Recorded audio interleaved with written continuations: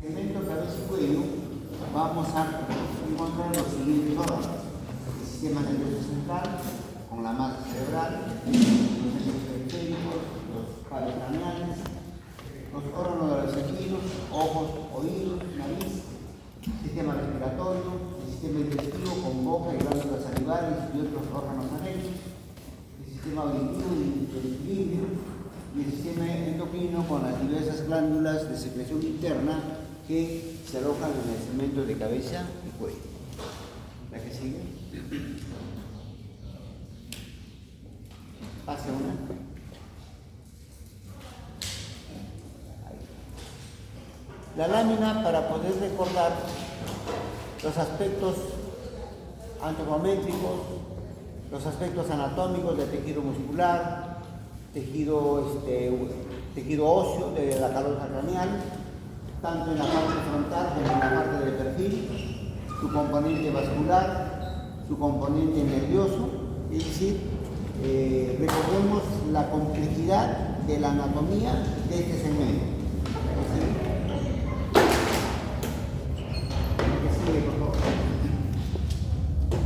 Bien, esto es importante que recordemos porque estas son las regiones en las que se divide el segmento de cabeza y cuello para poder realizar nuestro examen secuencial. Y podemos describirlo o mencionarlo cada uno de ellos, ¿no? Por ejemplo, la región frontal, la región parietal, la región occipital, la región temporal, la región auricular, la región mastoidea, la región orbitaria, la región infraorbitaria, la región bucal, la región parótido-maceterina, la región cigomática, la región nasal, la región oral y la región mendoniana, ¿no? Dentro del segmento de cabeza, ¿no?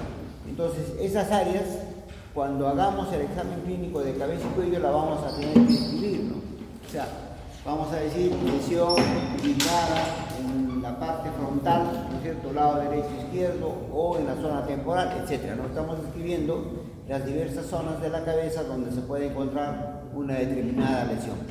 Igualmente, a nivel del cuello, ¿no? Tenemos el trígono submandibular, el trígono carotidio, el trígono muscular, el trígono submental, la región esternocleidomastoidea, la fosa supraclavicular, el trígono ovuclavicular y la fosa supraclavicular mayor. También son regiones en las que se describe la parte del tejido, digamos, de la parte variante clínica en el segmento cuello. Así diremos, por ejemplo, cuando encontramos un absceso, este absceso dentario compromete el 15, por decir. Entonces tenemos el trígono submandibular con insinuación hacia el espacio carotidio, ¿no? De esa forma estamos describiendo y estamos dando la idea de la envergadura de la enfermedad. ¿La que sigue? Pase, por favor.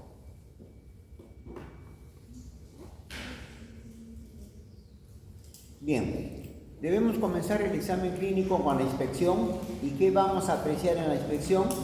La posición, la forma y las proporciones.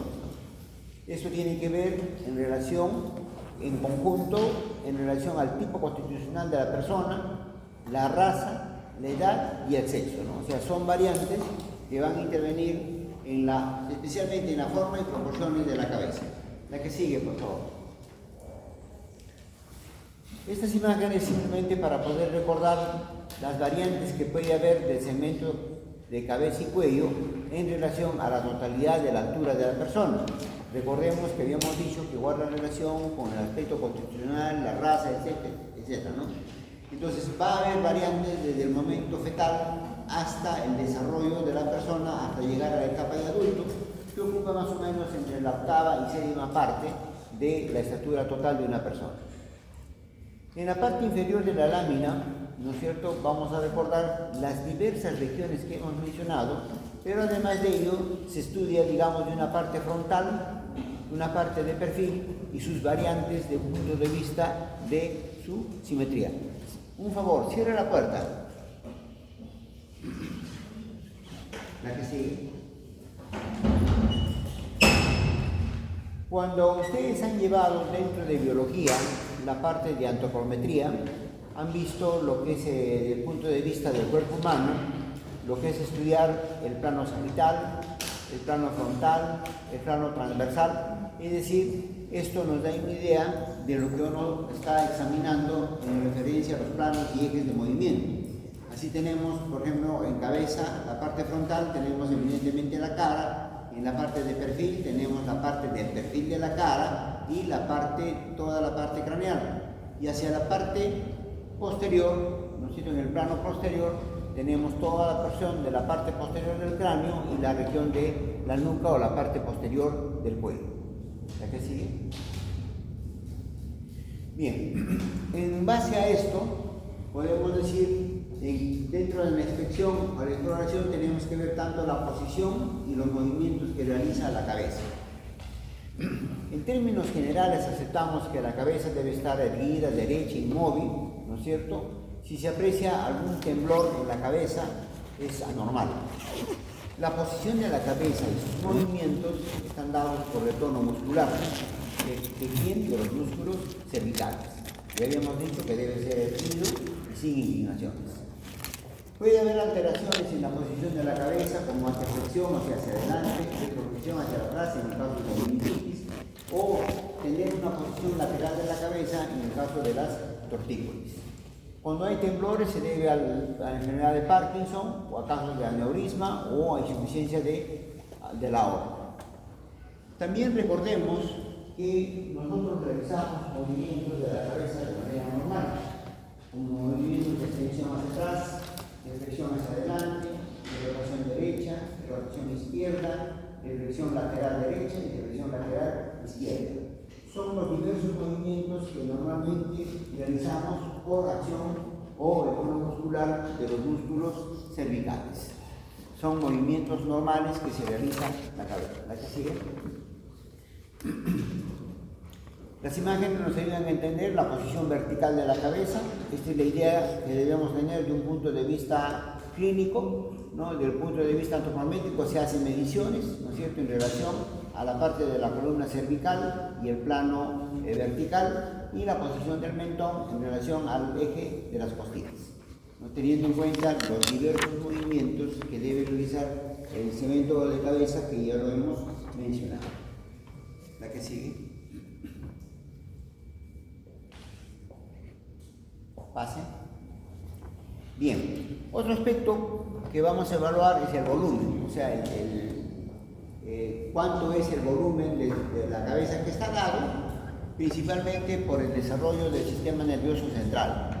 En realidad el volumen está dado más por, digamos, criterios antropométricos, está relacionado a la edad y se consideran las variantes de normocefalia, microcefalia o macrocefalia en relación a las dimensiones estándar dentro del aspecto racial y constitucional. Normocefalia se califica cuando observamos una cabeza de tamaño normal, microcefalia cuando la cabeza es pequeña o, en todo caso, antropométricamente tiene menos de 2 desviaciones estándar, o macrocefalia cuando la cabeza es grande y tiene más de 2 desviaciones estándar. ¿La que sigue? Bien. Algunas variantes en relación a la forma del cráneo, ¿no es cierto?, están dadas por la valoración del índice cefálico, que también es una valoración antropométrica, ¿no? Entonces, desde el punto de vista clínico, calificamos de braquicefálicos cuando predomina el diámetro cefálico transversal y se hace más visible las prominencias faciales vinculadas al aparato masticatorio, es decir, se hace más prominente en la parte anteroposterior de la persona, el maxilar inferior y los músculos maceteros. La que sigue. Pasa, ¿no? Y se califica de dórico-cefálico o dórico-céfalos cuando es mayor el diámetro sagital y se acentúan los elementos vinculados al aparato respiratorio, o sea, una nariz prominente, malares más prominentes y arcadas suborbitarias más prominentes, ¿no? Esto se debe a los fenómenos conocidos como craneosinostosis, que ustedes nos han estudiado en biología, que es una alteración relacionada al cierre prematuro de las suturas. ¿La que sigue? Entonces, esta es la variante brachiocefálica, donde predomina la parte inferior, es decir, la mandíbula y los músculos maceterinos, Esto es la fase de un paciente dolichocefálico donde predomina el diámetro vertical o el diámetro sagital, prominentemente la nariz, las zonas supraorbitarias. Y este es el paciente normocefálico donde se guarda cierta simetría, ¿no es cierto?, en las proporciones faciales y craneales. La que sigue. Ya habíamos mencionado la altura del cráneo de la cabeza. Habíamos dicho que tiene más o menos una proporción de séptima octava parte, mide la cabeza en altura aproximadamente 18 a 20 centímetros, representa el 13% de la longitud del cuerpo, un poco mayor en la mujer y en el recién nacido que en el hombre adulto. La que sigue. La imagen nos ayuda más o menos a entender cómo va desarrollándose la proporción de la cabeza a medida que vamos creciendo, a medida que vamos desarrollando, ¿no? Si contamos 1, 2, 3, 4, 5, 6, 7, 8, o sea, la cabeza representa entre la 7 u octava parte de la estatura total de una persona. La que sigue. Bien, entonces, a nivel craneal, ¿qué es lo que debemos inspeccionar y qué es lo que debemos palpar? Pase, por favor. Bien. Cuando vamos a palpar el cráneo, se palpa desde la frente hacia la parte posterior con suave movimiento de rotación. Cuando estamos hablando de palpar, es decir, estamos utilizando, ¿no es cierto?, la mano, la palma de las manos para poder palpar. Palpamos el cuero cabelludo, ¿no?, en la búsqueda de la presencia de quistes o lesiones. Normalmente, toda la superficie del cuero cabelludo es simétrico, es liso, y los huesos craneales son indistinguibles, o sea, casi no se percibe, ¿no es cierto?, los límites del tejido óseo. Por lo tanto, vuelvo a repetir, es simétrico, liso, ¿no es cierto?, y se debe buscar lesiones tipo quistes u otro tipo de lesiones. La que sigue. Más o menos es la forma de ir palpando la parte craneal con el cuero cabelludo en la parte superior, en la parte posterior, hacia los lados laterales. Recordemos la imagen que pasé de las diversas regiones del segmento cabeza. La que sigue.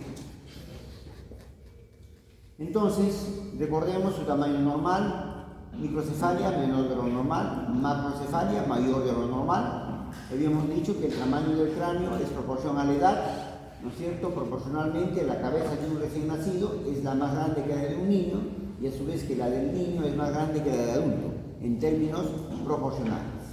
La que sigue. Cefalométricamente hablando, ¿no es cierto?, ya en un examen más especializado, se hace la valoración del índice cefálico, ¿no es cierto?, para valorar el tamaño de la cabeza. La que sigue. Bien. Cuando hay variantes en la forma de la cabeza, se va a calificar desde el tipo de vista de su forma, ¿no? Por ejemplo, oxicefalia, dolicocefalia, turicefalia, o anomalías como prominencias o depresiones debido a craniosinostosis, y describir cuáles son las regiones en las que se encuentran con mayor énfasis la presentación de estas alteraciones. La que sigue. Entonces puede haber diversas alteraciones en la formación craneal, como plagiocefalias, sinostosis, cráneos romboidales, cráneos trapezoidales, sinostosis, trapeocefalias, etc., ¿no?, que nos van a presentar alteraciones de la craniosinostosis, o sea, en la etapa de fusión de los huesos craneales. En este caso, por ejemplo, tenemos acá la imagen de un paciente hidrocefálico, ¿no es cierto?, por acúmulo de líquido cefalorraquídeo a nivel cerebral, o este caso, que es una alteración genética, ¿no es cierto?, de un síndrome de Down con síndrome de Turner, donde hay un aumento en la proporción, digamos, de la cara con alteración en la forma de un cráneo pequeño. Entonces son diversas alteraciones. A nivel del cuero cabelludo, habíamos dicho que debe moverse libremente, sin masas. Es anormal encontrar depresiones o tumoraciones. ¿Qué podemos encontrar en términos generales a nivel del cuero cabelludo? Quistes sebáceos que están en la parte superficial del cuero cabelludo, se deslizan con facilidad, no son sensibles, no son ulcerosas. También podemos encontrar lipomas, o sea, tumores de grasa, neurofibromas, tumores de tejido nervioso, aneurismas, o sea, aumento de volumen de vasos sanguíneos, que tiene soplos o latidos. La que sigue. Igualmente, habíamos dicho que el cuero cabelludo se examina por palpación. Podemos encontrar también cicatrices, lesiones, abrasiones, escaras, nódulos, quistes sebáceos, que es lo más común. Cuando encontremos alguna de estas lesiones es importante describirlo en su formación y en su tamaño. La que sigue. Se debe describir también cuando hacemos la evaluación si hay presencia o no de seborrea, describir la cantidad de ellos, que es escasa abundante y que tiene que ver, digamos, con el aspecto de la higiene personal. Vamos a poner también allá la pediculosis, que se describe por la presencia de ectoparásitos, ¿no es cierto? O sea, piojos a nivel del cuero cabelludo que pueden ser escasos o abundantes. Entonces, simplemente para detallar o mencionar qué aspectos debemos describir cuando hacemos la evaluación del cuello, ¿no? Su color, negro, castaño, rojo, relacionado a la edad o al aspecto constitucional de la persona. Su consistencia, si es fino o grueso. Su cantidad, si es normal o escasa. El carácter, si es liso o ondulado. Su grado de implantación, si es normal o fácilmente desprendible. Que algunas variantes son de aspecto racial, o sea, son variantes normales, y en algunos casos pueden ser de característica patológica, sobre todo en lo que se refiere al grado de implantación y a la cantidad que puede estar relacionado a tipos de alopecia. La que sigue. Habíamos mencionado como, por ejemplo, como alteraciones de la alopecia, o sea, la pérdida, la caída irreversible de cabello, que por lo general es un fenómeno de incidencia hormonal, más conocido sobre todo a nivel de la juventud, entre los 15 a 40 años, la alopecia areata, que es una caída patológica, es transitoria, deja una parte del cuero cabelludo denudado, o sea, libre de cabello, que puede deberse, aparte de los fenómenos psicológicos de ansiedad, también a consumo de medicamentos quimioterápicos o inmunosupresores. La que sigue. Fenómenos de esta vista, ¿no? Esta es la vista clásica de la alopecia areata, ¿no es cierto? Por lo general, como repito, mediado por problemas de carácter de ansiedad o psicológicos o hormonales o medicamentosos, ¿no?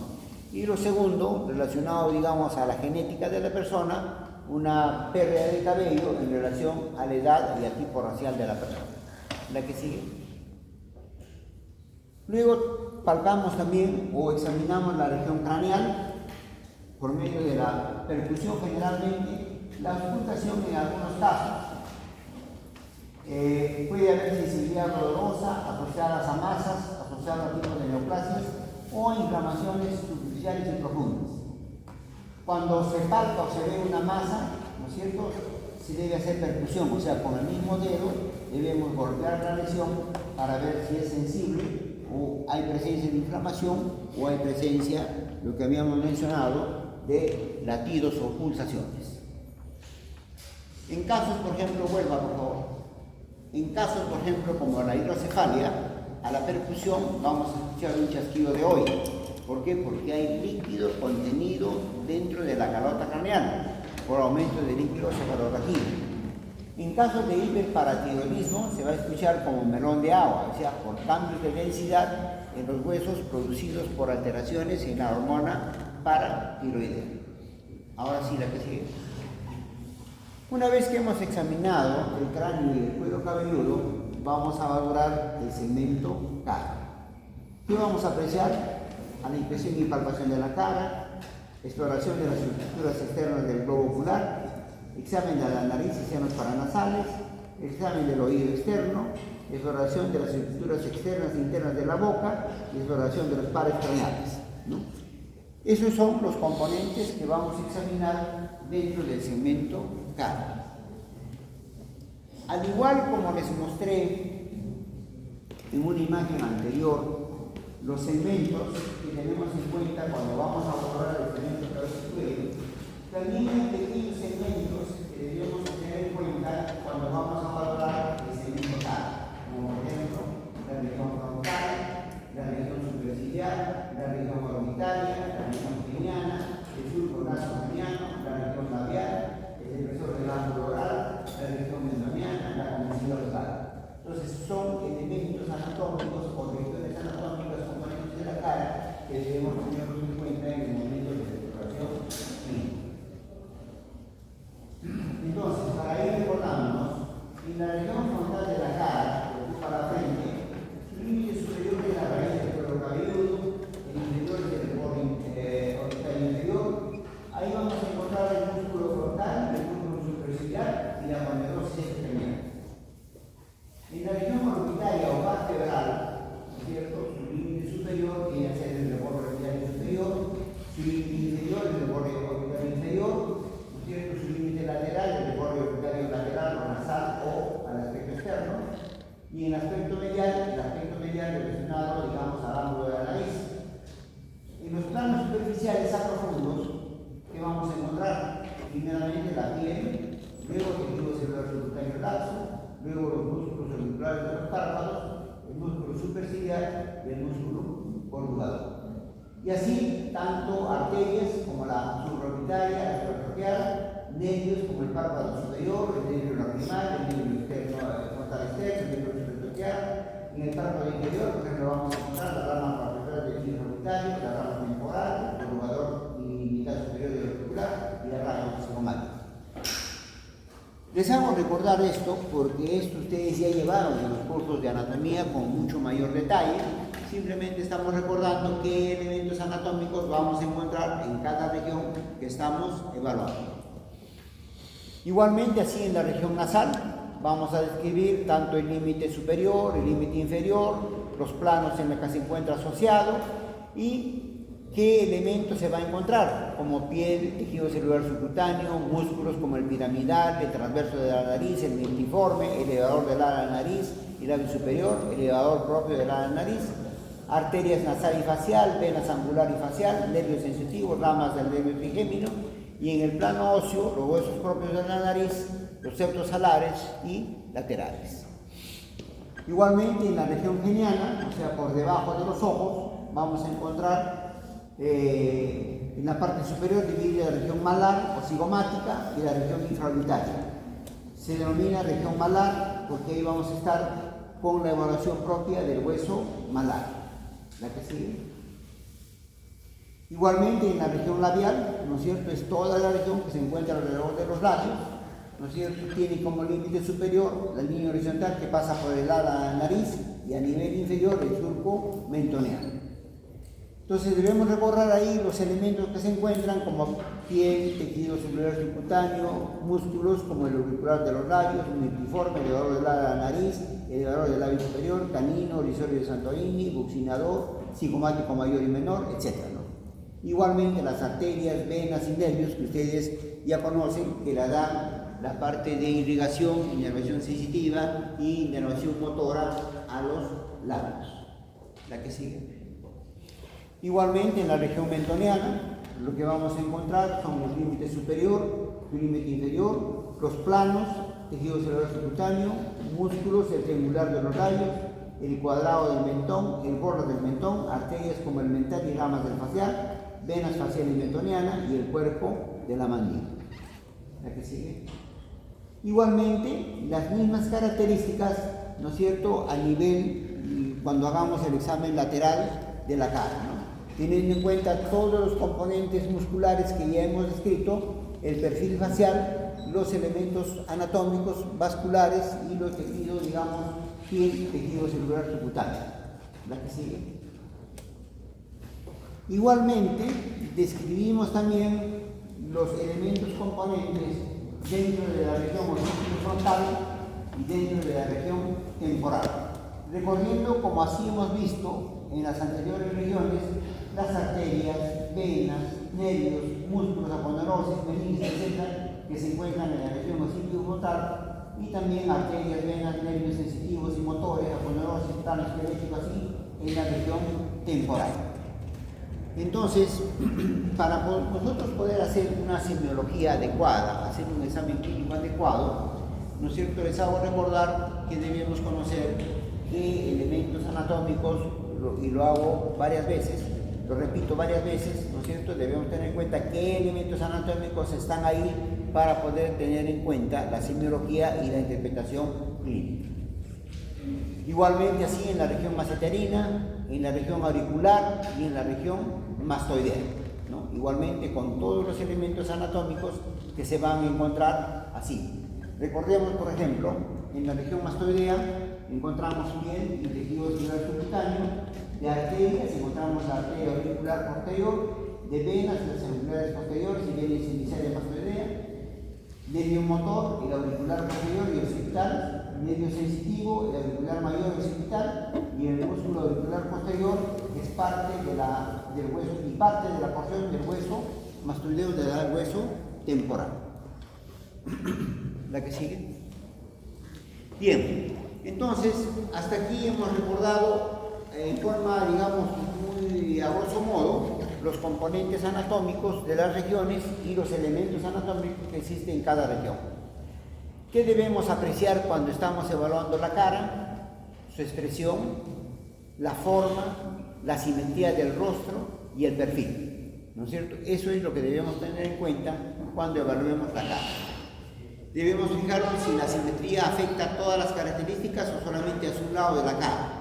Normalmente siempre hay una ligera asimetría, o sea, el lado izquierdo de la cara no es igualmente a la cara derecha, siempre hay ligeras variantes, ¿no? Podemos encontrar edemas, masas, regiones hiperestésicas, falta de expresión, presencia de tics o contracciones espasmódicas. La que sigue. Recordar las regiones que ya hemos mencionado, ¿no es cierto? Y describir los elementos que hay, pero a ello agregamos, y eso ustedes lo van a ver más adelante con mayor profundidad, sobre todo en sus cursos de estética, en sus cursos de ortodoncia, cuando hablan de las proporciones, ¿no es cierto?, de los componentes de la cara. O sea, qué líneas transversales hay, qué líneas sagitales se toman en cuenta en su valoración estética, qué proporción hay entre ellas, qué distancia hay entre los planos, etcétera, que van a calificar la estética facial en relación al aparato masticatorio y en relación a los dientes. Me refiero a esto, ¿no? Simplemente voy a describirlo, porque esto ustedes lo van a llevar con mayor detalle, cómo se va evaluando, por ejemplo, la análisis facial en relación a su simetría, como va el lado derecho e izquierdo, en relación a su proporción, es decir, evaluar los tercios faciales, en relación a la apertura facial, si es braquocefálico, si es mesocefálico o si es oligocefálico en términos de porcentaje. Y hacen exámenes también de la parte longitudinal, evaluando los tintos faciales que se llaman ver las proporciones de los diversos elementos de la cara, en forma de los datos, digamos, las proporciones de forma transversal y la evaluación del perfil facial con diversos componentes dados por distancias y porcentajes que guardan una proporción dentro de la simetría facial. Repito, este examen, sí, más. Repito, este examen lo van a hacer, digamos, con mayor detalle en sus cursos de estética y en sus cursos de ortodoncia. También se toma en cuenta en el análisis facial, por ejemplo, en la línea estética, o sea, son autores que han creado el límite de valoración de la cara, la convexidad facial, el legal ¿no? Y los ángulos vasovariables, la mamara, digamos que nos están dando, por ejemplo, en este caso, cuánto es el perfil facial. Hacemos con ellos estas valoraciones cuando estamos con pacientes con asimetría facial. Por ejemplo, este paciente es un prognata, ¿no? O sea, tiene la mandíbula más exagerada que el resto de la cara. Entonces, en ellos se hacen los análisis que le sirve al ortodoncista para preparar a este paciente con miras quirúrgicas, ¿no? Para operarlo posteriormente. Entonces, en la cara debemos describir si está adecuadamente la simetría, los movimientos faciales, o los músculos que mueven los dedos y músculos que nos recordamos. Debemos evaluar si cejas y pestañas, observar si son completas o están pobladas o son escasas, evaluar si hay anomalías como quistes, sebáceos, arrugas, etc. Todas las alteraciones que se pueden encontrar en este segmento y en cada uno de sus componentes. Por ejemplo, podemos llegar a diagnósticos, digamos, en relación a la forma, como es la acromegalia, por ejemplo. ¿Qué es la acromegalia? Es el agrandamiento de los huesos faciales, crecimiento de tejidos blandos de la nariz y labios, generalmente de origen genético, o mixedema, ¿no es cierto?, que es una cara hinchada, abogatada, embotonada, o edema periférico de carácter hormonal. La que sigue. La cara también va a ser expresión, habíamos dicho, ¿no es cierto? Evaluar la expresión de la cara de algún trastorno de carácter patológico, ¿no? Por ejemplo, el paciente renal crónico hace el síndrome nefrótico, es decir, cara pálida, cara hinchada, edema periodontal. El paciente con trastorno de carácter inmunológico o de carácter neurológico, por ejemplo, como la enfermedad de Parkinson, ¿qué va a presentar este paciente? Disminución de la expresión facial, reducción del parpadeo, mirada fija hacia adelante. El paciente con enfermedad de hipertiroidismo, o sea, alteración de la glándula tiroides, presenta piel húmeda, fina, exoftalmia, retracción palpebral. O el paciente con síndrome de Down presenta depresión del puente nasal, con epicantos y pabellones auriculares bajos. O sea, son expresiones que se van a presentar en la cara cuando se debe a un fondo de carácter sistémico. Simplemente para poder recordar algunas de estas expresiones, lo vamos a hacer rápidamente. Paciente con fase depresiva, o sea, mirada baja y esquina. Paciente con fase anémica, con pérdida de color, con rosado normal. Paciente mitral, o sea, paciente cardíaco, con palidez en la frente, luminez en las mejillas. Paciente capética, o sea, de infección crónica, depresión de la forma urinaria, mejillas y nariz, muy adelgazada. Paciente con insuficiencia renal, fase abortada, edema palpebral. ¿Sí está pasando? Paciente con fase parkinsoniana, cráneo intensiva o continuo. Paciente con fase de Corner, con miosis, tosis palpebral, paciente con fase mongólica, cara redondada, con el plano interno de los ojos. Fase cianótica, ¿no es cierto? Paciente con coloración azulada, generalmente de origen cardíaco o respiratorio. Paciente con fase hematosa, generalmente de carácter hormonal, de la cara, fase prominente en los párpados. Paciente lúpico, o sea, con lupus linfomatoso, ¿no es cierto? Tiene una lesión hematosa a nivel de la cara, que se conoce como ala de la mucosa. Paciente con esclerodermia sistémica, que tiene, digamos, fase de pajarito, disminución de la textura bucal debido a la atrofia y dureza de la piel. Paciente con parálisis facial, que presenta, digamos, tosis palpebral, epífora, o sea, caída espontánea de las lágrimas, disminución de la condición labial, paciente miasténica con inmunidad muscular, existe tosis palpebral, o sea, caída del párpado, fase de Addison, fase inexpresiva, oscurecimiento de la piel, la que sigue. Así podemos describir diversas expresiones de la piel en pacientes que tienen algún trastorno sistémico, alguna patología sistémica. Solo para mencionar el paciente cushingoide de origen sistémico, enfermedad tiroidea, paciente acromegálico, paciente cretino, el paciente hipertiroideo, ¿no? En este caso, por ejemplo, el exoftalmios es una característica muy importante en este paciente, casi es una característica de carácter diagnóstico, o sea, basta mirar esta expresión en los ojos para decir este paciente tiene una patología de la glándula tiroides. La que sigue. Entonces, recordando, la cara debemos evaluar la forma, la simetría de los surcos, las mejillas, los labios, la forma de simetría de la mandíbula, y a la palpación, si hay existencia de dolor o tumoraciones, como estamos viendo en la imagen, ¿no? Una presencia de una tumoración que afecta la región infraorbitaria, la región cigomática, desdibuja el ángulo la línea nasogeniana, la región del labio superior con aumento de volumen, indurado, no doloroso, por lo tanto esto pertenecía a un cáncer del maxilar superior. La que sigue. Alteraciones en la piel de la cara, como pérdida, digamos, de color, como el vitíligo, o alteraciones puntiformes, como presencia de patequias de origen vascular. La que sigue. Bien, más o menos ahí es lo que se evalúa en el segmento de cabeza y cara.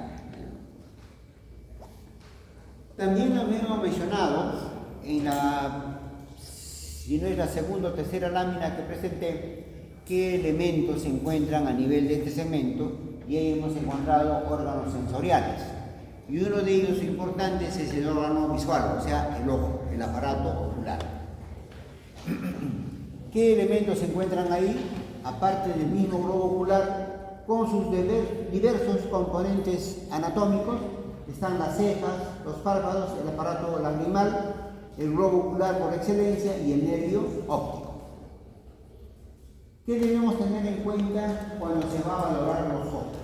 Aquí debemos también tener en cuenta esto, que para nosotros la valoración de los ojos es un examen complementario. En realidad lo realiza el especialista médico, el oftalmólogo. Pero eso no quiere decir que nosotros no tengamos en cuenta el conocimiento de la semiología, digamos, normal de los ojos, ¿no?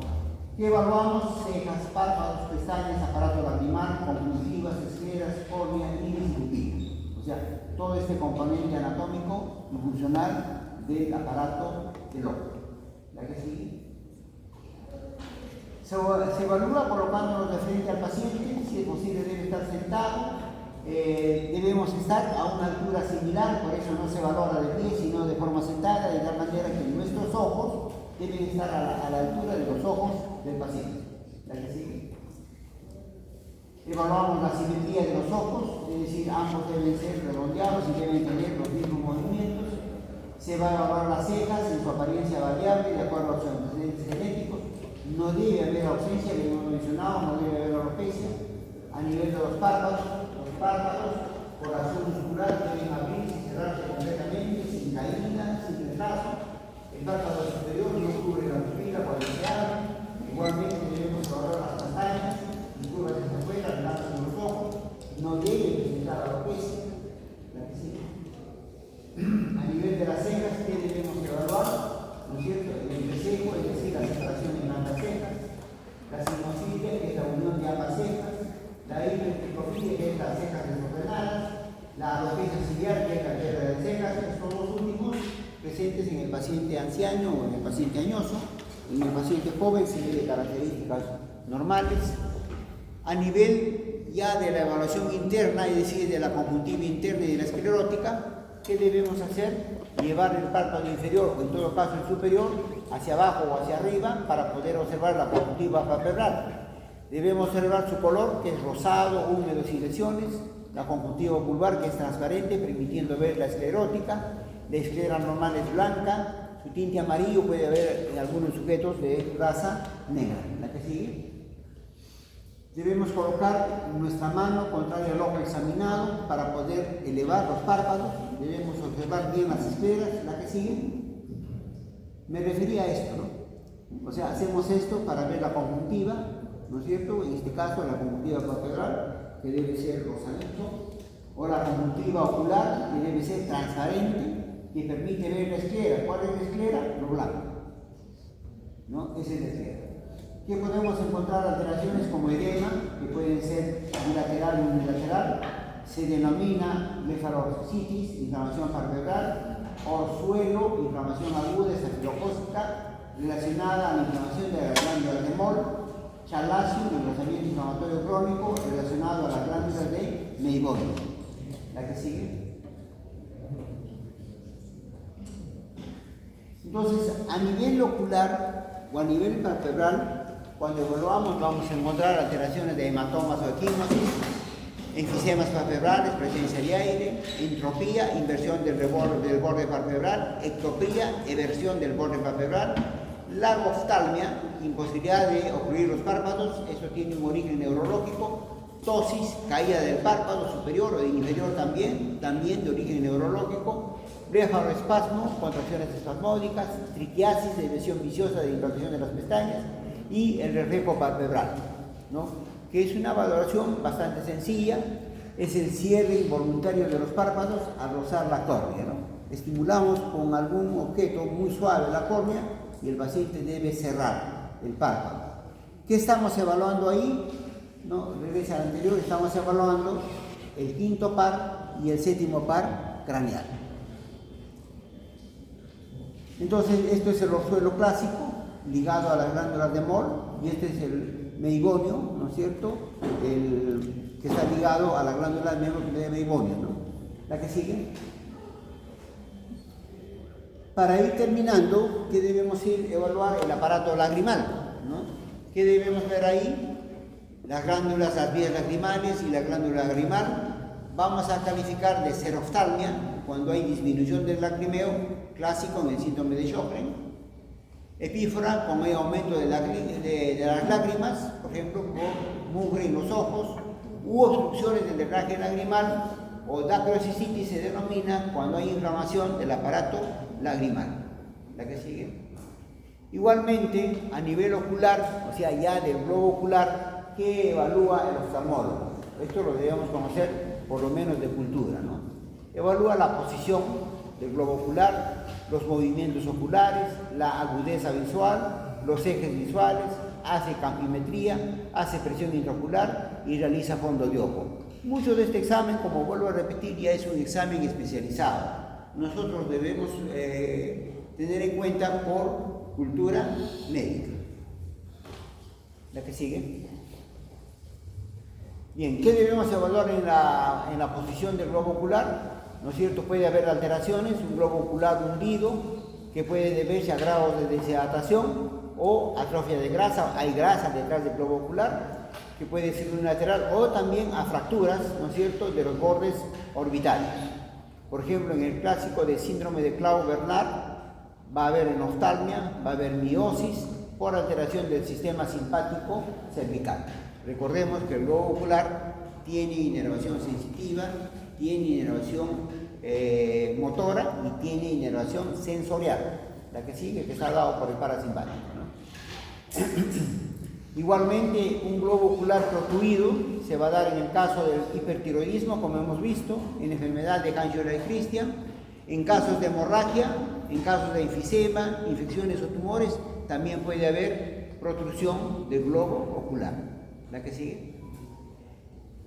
Simplemente para poder recordar la evaluación, digamos, de los ejes visuales, que nos permite calificar como estrabismo, por ejemplo, pérdida del paralelismo de los ejes visuales, convergente, desviación hacia adentro, divergente, desviación hacia afuera, vertical, desviación hacia arriba o hacia abajo, dipropía, visión doble, nistagmo, temblor rítmico. Entonces aquí podemos ver lo normal, ¿no es cierto?, desviación hacia la parte interna, desviación hacia la parte externa, hacia la parte superior y hacia la parte inferior, lo cual hace una alteración en lo que se refiere a los ejes visuales. ¿La que sigue? Siga pasando. Igualmente, por lo menos debemos preguntar sobre la agudeza visual, ¿no es cierto? Esto generalmente lo hacen con las tablas de Snelling, que es una prueba especializada. Se denomina amaurosis, la pérdida total de la visión o ceguera. ¿La que sigue? Esta es la tabla que muchos de nosotros ya hemos pasado, ¿no? Se denomina la valoración de la agudeza visual. La que sigue. Aquí al especialista le permite calificar de ambliopía, disminución de la agudeza visual, miopía, alteración del globo ocular que permite ver bien de cerca pero mal de lejos, hipermetropía, alteración del globo ocular, permite ver bien de lejos pero mal de cerca, presbicia, alteración de la musculatura que acomoda el cristalino, permite ver bien de lejos pero mal de cerca, discromatopsia, ceguera cromática y fotofobia, sensación desagradable a la luz. Por lo menos esto lo debemos saber desde el punto de vista de preguntar al paciente, ¿no? Otra prueba importante es el campo visual, ¿no? El campo visual es todo lo que vemos sin necesidad de desviar la vista. Es decir, yo estoy parado acá, estoy viendo a su compañera, pero también estoy pudiendo ver hasta la puerta, sin necesidad que yo gire los ojos o gire la cabeza. Entonces, a esto se denomina campo visual. Ve esta parte en forma clara, pero también está observando esta parte, repito, sin necesidad de girar el globo ocular. Alteraciones en esto se llama escotoma, pérdida parcial de la visión, hemianopsia, pérdida de la mitad del campo visual. También esto puede ser homónima, o sea, un solo lado, o heterónimo, de ambos lados. Y cuadranopsia, pérdida de un cuarto del campo visual. Nos preguntaremos, ¿y esto qué nos importa desde el punto de vista de la odontología? Por ejemplo, si un paciente tomó un medicamento y ha hecho este cuadro de pérdida de una parte del campo visual, por lo menos le preguntaremos si es alérgico o no a la anestesia, ¿no? Entonces eso nos va a dar una referencia sobre la posibilidad de un cuadro alérgico que pueda tener esta persona. ¿La que sigue? Esto nos va a llevar a una visión normal, un glaucoma temprano, un glaucoma avanzado, un glaucoma extremo. Vamos viendo cómo se va perdiendo el campo visual. La que sigue. Siga pasando. Bien, esto ya es un examen mucho más especializado en lo que se refiere a la inspección del cristalino, la córnea, el iris, la pupila. Siga pasando, por favor. Pase nomás. Pase. Regrese una. Ya. Aquí, el tamaño de la pupila, que es bastante importante, ¿no? Dice normal, puede ser midriático cuando el diámetro de la pupila está aumentado, o miosis, el diámetro pupilar está disminuido. Es también conveniente evaluar la forma de la pupila, que pueden ser isocóricas, normales, anisocóricas, anormales, isocóricas, desiguales. Es decir, por ejemplo, si estamos tratando a un paciente y el paciente sufre un desmayo, lo mínimo que vamos a evaluar nosotros es la pupila. Y si la encontramos, digamos, de un punto de vista normal, quiere decir que el paciente por lo menos tiene una fisiología normal. Pero si hay midriasis o hay miosis, quiere decir que ya hay una afectación de carácter neurológico. Entonces tomaremos las previdencias del caso para poder derivar al paciente. La que sigue. Y así hay diversos modos, digamos, de evaluar. Por ejemplo, aquí se está evaluando la acomodación. Se traslada el dedo de la mano hacia más adelante y vemos cómo se va acomodando el globo ocular y cómo se van acomodando los ejes faciales. Igualmente, con estimulación a la luz, vamos evaluando el diámetro de la pupila, o sea, cómo va reaccionando la pupila en normal, midriasis o miosis. La que sigue. Me refería a esto, ¿no? Isocoria, es decir, hay una pupila de igual tamaño, miosis, contracción excesiva de las pupilas, por intoxicación, por drogas, insolación y de carácter neurológico. Midriasis, dilatación de la pupila, excesiva de las pupilas, falta de oxígeno, de origen neurológico, intoxicación, etc., ¿no? Y anisocoria, ¿no es cierto?, cambio o alteración comparativa en el tamaño de las pupilas por daño cerebral, traumatismo encefalocraniano o accidente cerebrovascular.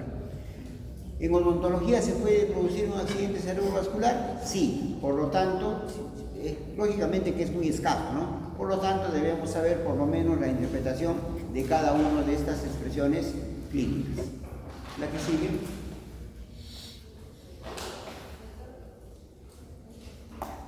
Bien, entonces hasta ahí, muchísimas gracias.